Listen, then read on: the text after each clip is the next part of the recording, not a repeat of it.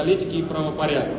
Сегодня все мы – команда президента, которая готова взять на себя ответственность за будущее страны. Именно такое единение, основанное на реальной заботе о каждом, даст результат, которого мы ждем все эти 30 лет.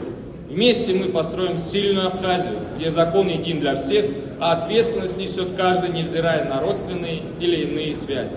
Уважаемые коллеги, сегодня российско-абхазское сотрудничество выходит на новый уровень.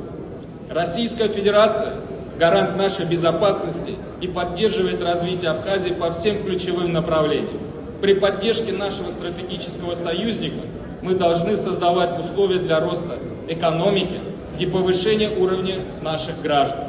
В основе будущего – качественное образование, и Россия сегодня открывает возможности для получения новых компетенций для нашей молодежи.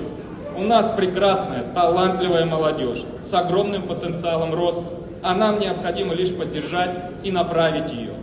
Если на государственном уровне важнейшую работу по развитию сотрудничества между Россией и Абхазией координирует президент Бадыр Зурабович и правительство, то наша задача – активно развивать это взаимодействие на партийном уровне.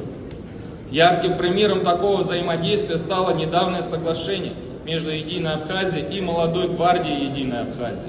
И, пользуясь присутствием здесь представителей Единой России, мы хотим сделать конкретное предложение.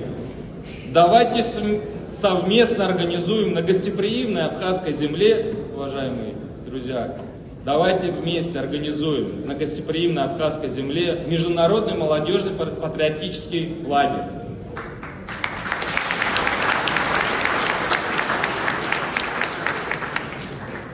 Мы уже подготовили официальное письмо.